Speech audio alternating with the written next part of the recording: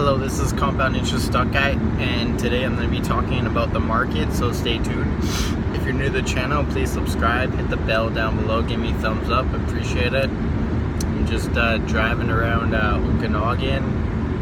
Yeah, I also want to disclose I'm not a financial advisor. I'm using a lavalier mic, so hopefully the audio is a little bit better.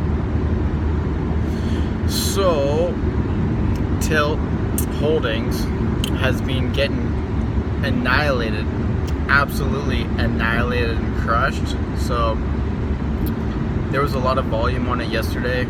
I think if you're a big buyer, I mean, you want to play a position for long term with Tilt Holdings, I think it's a pretty good time to buy. Can I go lower? Yes.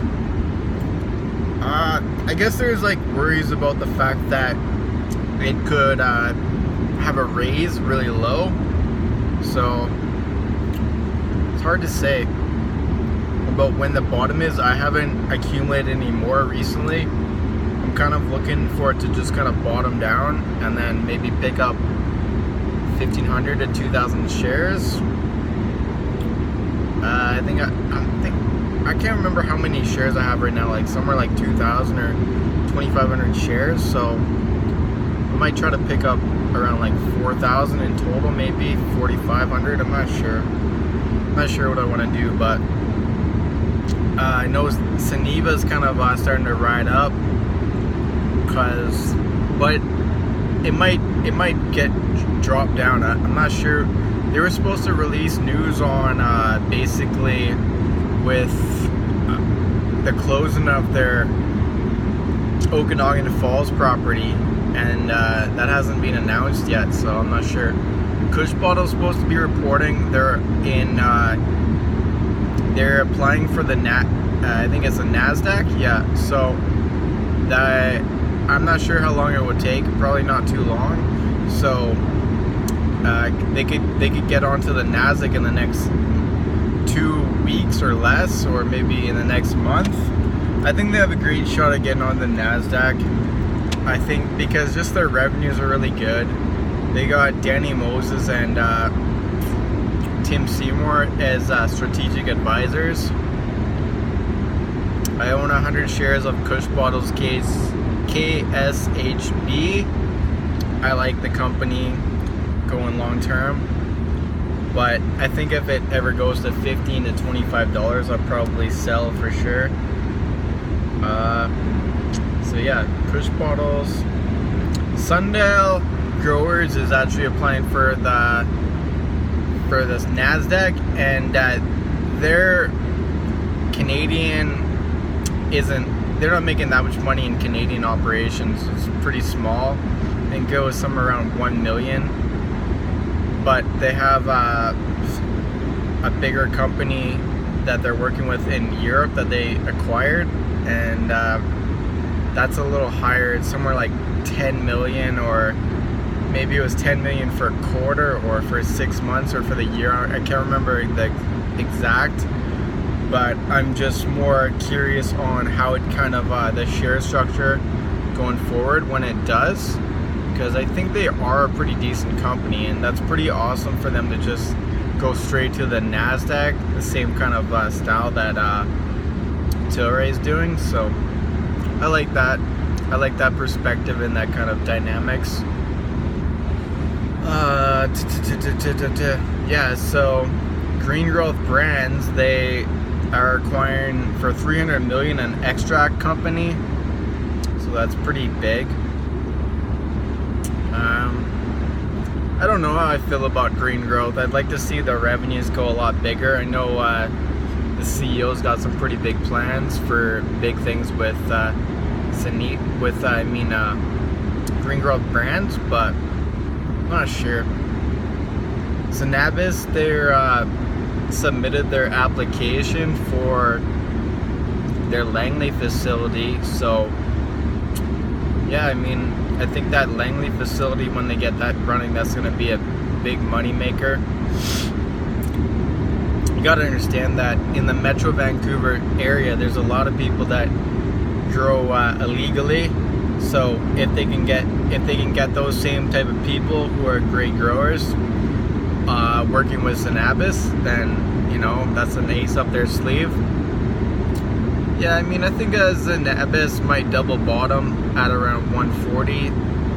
So I tried selling at 199, and then I was gonna rebuy at 190 that day, and I didn't make any money, and now it's just gone down to 160. I don't have that big of a position. I think it's 1,500 shares of Cannabis. So I think if it goes down to $1.40, $1.30, $1.50, somewhere around that range when it bottoms, it's hard to say because there's things with the Fed that ease into the money.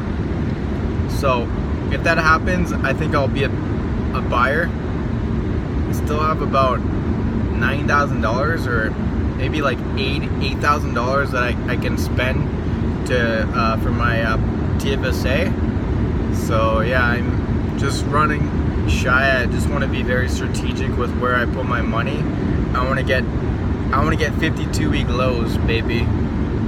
52-week lows. So yeah, I mean, that's just the way I want to roll. I want to get 52-week lows, buy in the red, buy at 52-week lows, and then sell close to 52-week highs.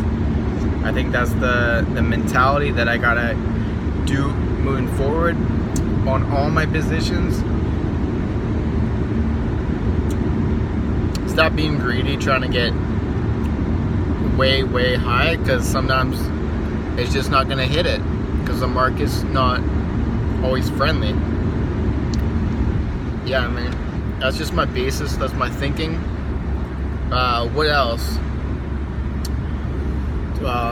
You know, Trust is just it's just a bag of worms in my opinion. I've been tweeting a bit. If you follow my tweets, follow me on Compound Interest Stock Guy. I tweet a bit.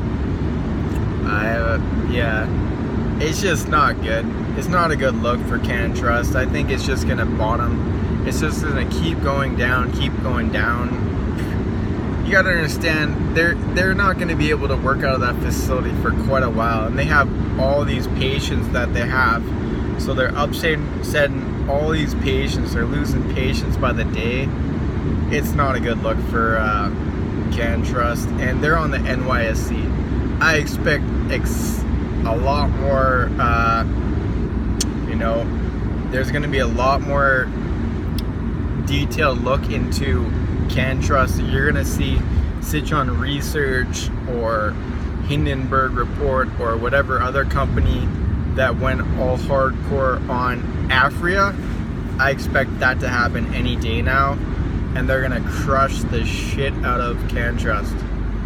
I think they got smoking gun on Trust. If you're shorter, you can fucking kill the shit out of Trust, because that is just so bad. The fraudulent on that, you know, you cannot be working out of grow rooms when they're not licensed. I don't give a shit if there's patients that are needing cannabis. I work in oil sectors, and I worked at natural gas. I worked at power plants. I worked at aluminum smelters, and you got to follow protocols. You can't just oh yeah, that's okay. You know, somebody doesn't wear their safety harness, and the safety guy comes around, that guy is terminated for life. No, he can't work at that site no more. So I'm all about following protocols, and you know, that may not make me the most popular person, or you know, I'm not gonna move to the top of the ranks or whatever, but I try to follow rules very much. I do break rules, so I'm not gonna say I don't break rules as far as life goes. I mean, I break rules with driving. I speed. I have a radar detector. And sometimes I talk on my phone when I'm driving, things like that. But hey, if they don't find me doing those things because I have a radar detector and it tells me when the police is around, and I'm watching for them too, if they don't catch me, now I got this on vent mount now, so I mean I'm good to go. I'm not doing anything illegally, but I'm just saying though. But as far as when you're working at these facilities, I follow the things to a T. I don't care if my supervisor is mad that I'm not working as fast as someone else who's breaking the rules. Why? Because that same person that gets caught will never be able to work at that site no more. What's the worst thing that can happen to me? Oh, I get laid off early. Wow, whoop-de-doo. There's going to be another job for me if I want a job. So I'm not concerned about getting laid off by a contractor.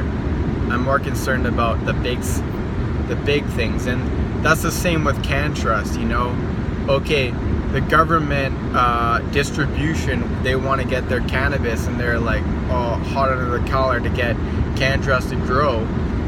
But Health Canada, they're the safety officers in the whole cannabis industry. So if they want to shut down your facility for not following protocols, well, they can do that. They could put you completely out of business if they want to. I don't know what's going to go on with CannTrust. I know they have a pretty good relationship with Health Canada. I mean, they've been around for a while and all that stuff, so it may just it may work out in their favor in the next while, because Health Canada just wants to you know, get them to admit it or whatever, and just take the fine or whatever the case and move on from there. But I would not want to be in their position. So that's my take on CannTrust. Listen, that's pretty much what I wanted to talk about. There's a Fed meeting tomorrow on Wednesday, and Powell is the Fed guy, and he's gonna talk about if he's gonna do a rate cut, or if you know, if they're talking dovish or all that stuff tomorrow. We will see. It's a good day today. Listen, there's summer short. Enjoy the summer. Get out and about. Do your fun things, because before you know it, it's going to be cold, and it's going to be raining, and it's going to be snowing. So listen, that's what I want to say. If you listened, I appreciate you listening on your personal advice. I appreciate you following my channel, subscribing, give me thumbs up, sharing the video with friends. I'm just trying to give good content and speak truths. I hope you like this video. Until next time, peace.